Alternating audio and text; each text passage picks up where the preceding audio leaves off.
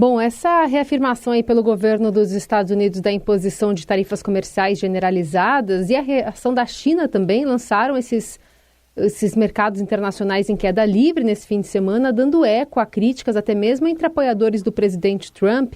No domingo, o Diário do Povo, que é o órgão oficial aí do Partido Comunista Chinês, publicou um editorial afirmando que o país tem uma forte capacidade de enfrentar a pressão do bullying tarifário dos Estados Unidos, indicando que Beijing não vai recuar dessa imposição de tarifas retaliatórias de 34% sobre os produtos americanos. Mas a gente teve a Bolsa de Frankfurt na Alemanha abrindo nesta segunda em queda de 9%, Londres recuava 5%, a situação na Ásia foi pior, com a Bolsa de Tóquio tendo de acionar o circuit breaker, a interrupção das operações diante de um movimento extremo nos negócios, quando o índice Nikkei desabou 12,4% ao fim do pregão, essa queda foi de 7,6%. Enfim, tudo muito mexido por conta dessa perspectiva do mercado americano, com esses índices futuros também desabando e pronunciando o pior para as operações também ao longo dessa segunda-feira. Queria te ouvir sobre essas manifestações também do presidente Trump, porque aparentemente está achando isso legal, lindo, como falou no avião quando estava em deslocamento, especialmente porque todo mundo está o procurando, para tentar, de alguma forma, reverter essas tarifas. Pois é, o presidente Donald Trump dos Estados Unidos diz que está uma coisa linda para quem, cara pálida? Porque as bolsas da Ásia, ontem despencaram, a bolsa de Taiwan, por exemplo, teve a maior queda em 3 décadas. Agora as bolsas na Europa também abriram todas em queda, como você bem relatou, Carolina, mas o problema não é só na Ásia e não é só na Europa. O problema é no mundo inteiro, inclusive nos Estados Unidos. E o Donald Trump começou a ter oposição com manifestações de rua em várias cidades, dentro dos Estados Unidos e fora dos Estados Unidos. Então, Trump começou a ter reação. O Trump está brincando com fogo, ele está brincando de ser Nero, numa época em que as coisas não são exatamente como na época do Nero. Então, o Donald Trump botou o mundo de pernas para o ar. E o Brasil, no meio disso, como o Brasil fica não apenas com o tarifaço do Donald Trump, que afetou em 10% todos os produtos brasileiros, além de 25% para aço, alumínio, automóveis. O Brasil não é um exportador de automóveis, mas para os Estados Unidos, mas enfim, componentes e peças do setor automotivo, e o Brasil é uma liderança média, é uma liderança na América do Sul, com certeza, na América Latina também, mas essa é uma guerra de gigantes. Como fica o Brasil entre a guerra comercial, que é muito mais do que só uma guerra comercial entre China e Estados Unidos? O Brasil já tem uma lei da reciprocidade permitindo que o governo Lula tente, vamos dizer, retaliar na mesma moeda os Estados Unidos. Tarifa para os nossos produtos, tarifa para os produtos deles. Mas a gente sabe que não é tão simples, tanto que o presidente Lula até agora não sancionou ainda a lei aprovada no Congresso, deve negociar, sancionar entre hoje e amanhã, porque o governo Lula está jogando todas as suas fichas em negociação com os Estados Unidos. Mas aí tem outro problema, As próprias fontes americanas nos informam que 50 países já estão negociando com os Estados Unidos. Ou seja, o Brasil é apenas um desses 50 países. E qual é a atenção? Qual é o prestígio que os Estados Unidos darão à negociação brasileira ou a qualquer outra negociação? o Donald Trump está se divertindo com essa crise mundial que ele criou. E qual é o grande centro dessa crise? Qual é o grande efeito dessa crise? É uma recessão internacional mundial como a gente não vê há décadas e décadas. E o que isso significa?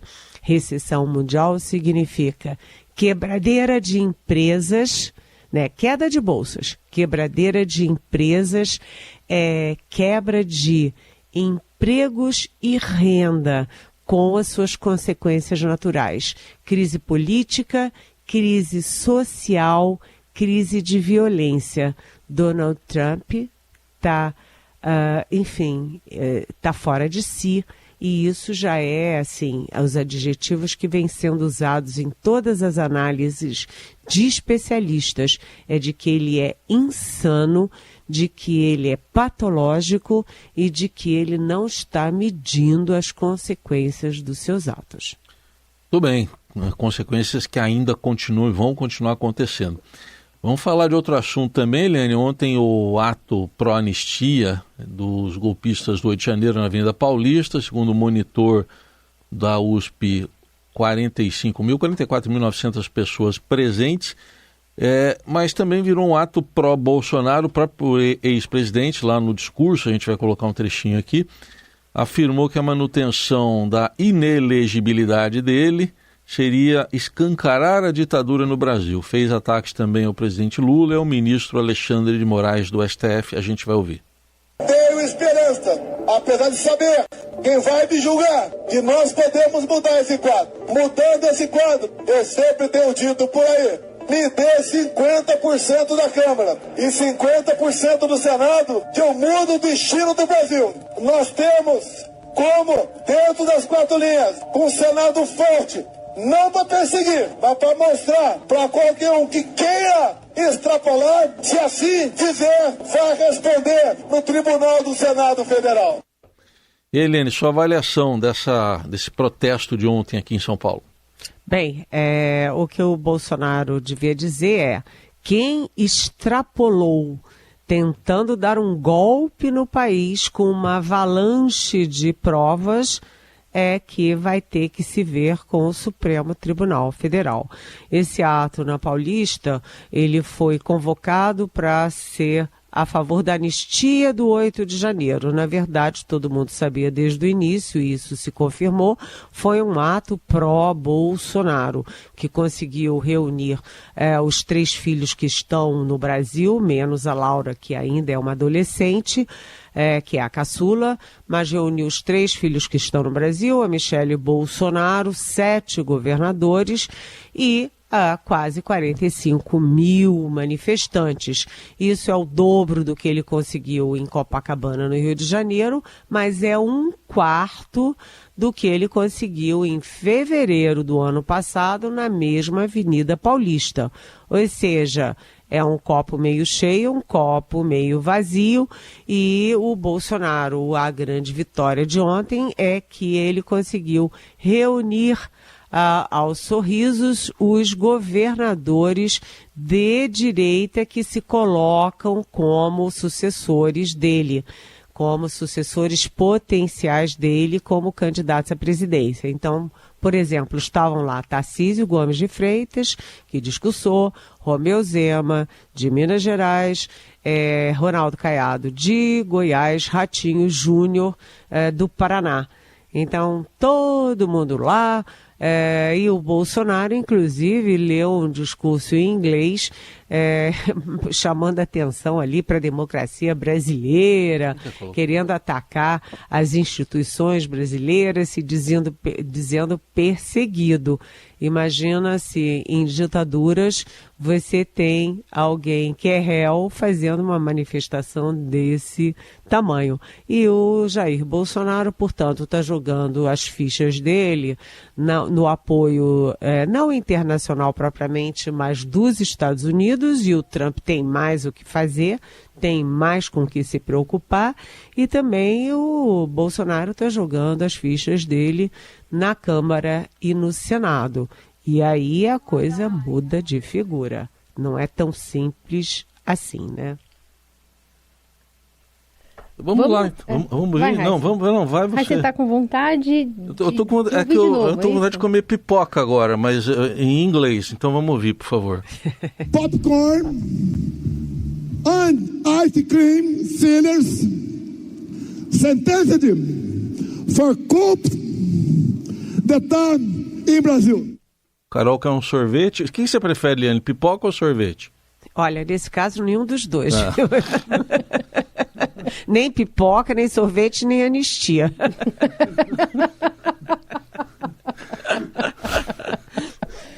Pois é, mas eu imagino que essa fala tenha tido ali no embrião uma forma de um recorte possível para ser usado por movimentos ali nos Estados Unidos, né? Para reverberar internacionalmente. Não sei se o pessoal lá vai entender, né?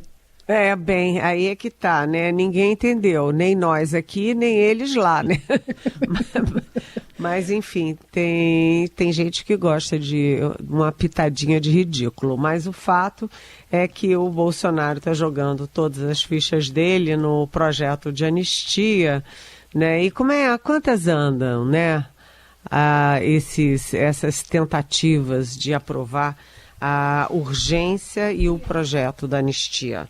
Bem, segundo o nosso placar do Estadão, já são 196 assinaturas pró-anistia dos 513 deputados federais. Isso dá 1/3 da Câmara dos Deputados e seria suficiente para a aprovação da urgência. E ficam faltando apenas 60 votos para ter maioria absoluta e aprovar o mérito. Mas, atenção, muita gente que se diz a favor da anistia porque considera que a dosimetria, ou seja, o tamanho das penas foi muito alto, muito extrapolou limites, muitos desses parlamentares não são necessariamente a favor de tirar todo mundo da cadeia imediatamente e também não é todo mundo que é a favor de anistiar previamente Jair Bolsonaro. Mas mais do que isso, a gente está vendo um movimento político muito interessante que dá uma boa análise para a gente, que é o seguinte, quem está segurando a anistia é o Centrão.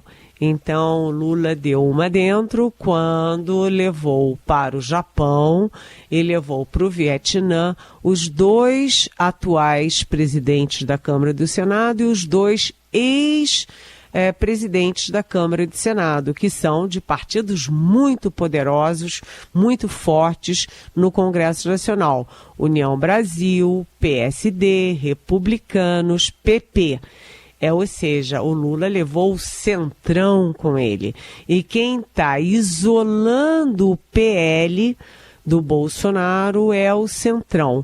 E o Hugo Mota, né, que é o presidente da Câmara, já deixou claro, essa não é uma pauta da sociedade brasileira. O Davi Alcolumbre, que também viajou com Lula, é presidente do Senado, diz que essa não é uma pauta da sociedade brasileira e, portanto, não estão tocando adiante o projeto da anistia, nem colocando em pauta a própria urgência.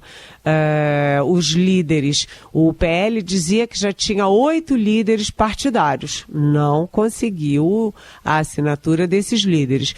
Tentou a assinatura dos vice-líderes, mas o regimento da Câmara não permite que a assinatura de vice-líder substitua a assinatura de líder.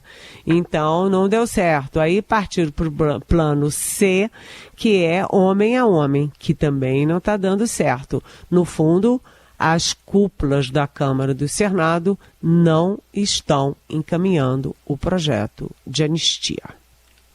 Tem o Sóstenes Cavalcante, né, que nesse ato aqui na Paulista, de novo, disse que quer até quarta-feira colher as assinaturas necessárias para pautar esse regime de urgência aí do PL da anistia. Estou vendo aqui nas redes dele, tem até um QR Code que ele publicou para que cada um faça uma pressão ali sobre o seu deputado, deputada, para que isso avance, né, já que ele prometeu ali na frente do ex-presidente, enfim, de alguns líderes, que ia colocar, enfim, né, ia ter esse apoio ali maciço.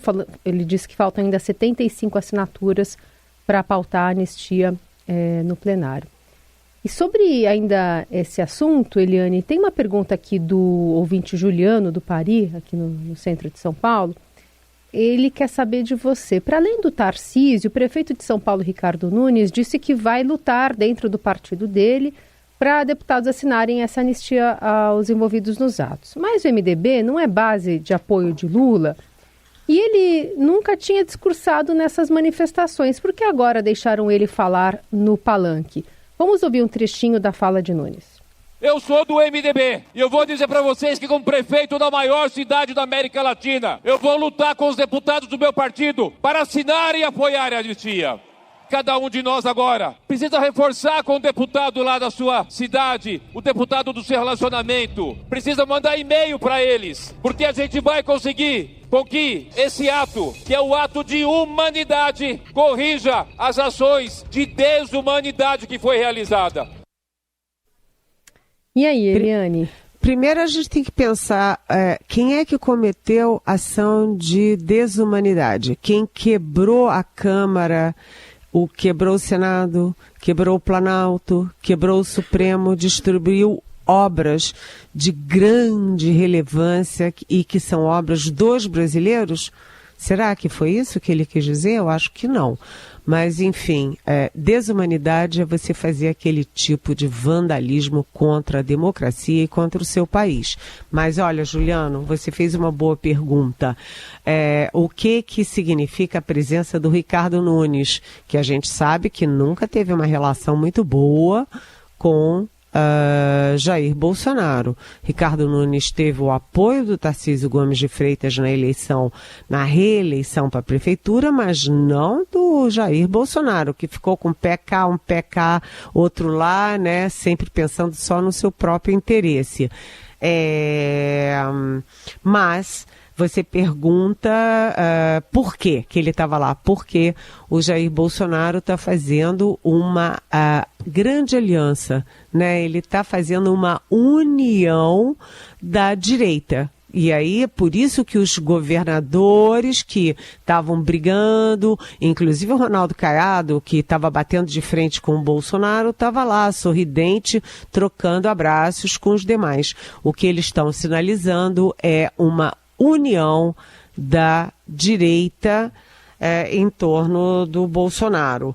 Mas você pergunta do MDB. Sim, o MDB é da base do apoio a Lula, mas assim como Republicanos é da base do governo Lula, o PSD é da base, a União Brasil, enfim, todos eles são, mas cada um tem um pé numa canoa, um pé na outra canoa, inclusive o MDB. Ora estão com Jair Bolsonaro, ora estão com Lula e as bancadas se dividem. O PSD, por exemplo, tem uma parte, metade é a favor da anistia, do 8 de janeiro, e metade não é. Né? Metade está com Lula, metade está com Bolsonaro. Ou seja, isso mostra fragmentação e mostra desorganização do tabuleiro político no Brasil. Os partidos não têm ideologia, os partidos são agrupamentos de interesses e você não tem para onde correr, Juliano. É triste, mas a verdade é que eles ficam no palanque que, enfim, tem mais apoio das pesquisas, tem mais chances de poder. Seguimos com o Jornal Eldorado, análise política direto de Brasília com Eliane Cantanhede. Eliane, vamos falar o que se espera para essa semana ali no âmbito do Congresso Nacional, principalmente com o que o governo mais quer aprovar, que é a isenção do imposto de renda para quem ganha até R$5 mil, mas tem outro projeto. Pois essa semana pode ser decisiva para dois projetos do governo. Um é o projeto da isenção do imposto de renda para quem ganha até R$5 mil. Porque o Hugo Mota, presidente da Câmara, que tem ido bem aí na estreia, tem tido uma forte liderança, mão firme, e ele já ali negociou com o grande padrinho dele, que é o Arthur Lira, e o Arthur Lira vai ser o relator desse projeto, que é o projeto mais importante ali para o Lula, que precisa recuperar popularidade. E todos os partidos de direita, esquerda e centro terão dificuldades em votar contra um projeto que contém uma justiça importante, né? Afinal das contas, todo mundo sabe que no Brasil, pobre paga imposto muito mais alto proporcionalmente do que rico, que, aliás, nem paga imposto, né? Bem,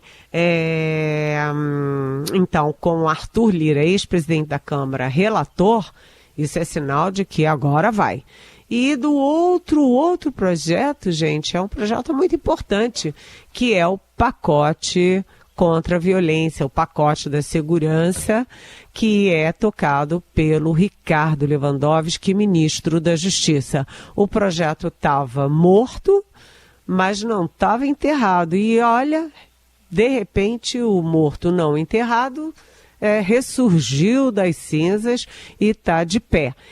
Amanhã o Ricardo Lewandowski vai pessoalmente à residência oficial da presidência do Senado, a casa onde mora o Davi Alcolumbre, para negociar um apoio ao pacote da segurança. Agora com um reforço, um empurrãozinho, aliás, um empurrãozinho importante do Supremo Tribunal Federal, que aprovou a PDF da favela, como a gente chama, aquela ação ali de intervenção na segurança do Rio de Janeiro, prevendo a entrada da Polícia Federal quando o crime cometido no Rio tiver implicações nacionais e transnacionais. Então, essa já é uma fase importante, porque o que é o centro do projeto desse pacote do Lewandowski? É exatamente dar flexibilidade, dar instrumento legal para que a Polícia Federal, a Polícia Rodoviária Federal, etc., enfim, as forças federais entrem no crime, no combate ao crime organizado. Pela Constituição hoje, pelas leis, o combate cabe aos estados, mas a gente sabe que se não houver uma união de estados, municípios e governo federal, a gente não vai combater o que hoje é a maior preocupação da sociedade brasileira. Aliás, como já disse a Samira Bueno, do Fórum da Violência, que conversou com a gente aqui na sexta-feira.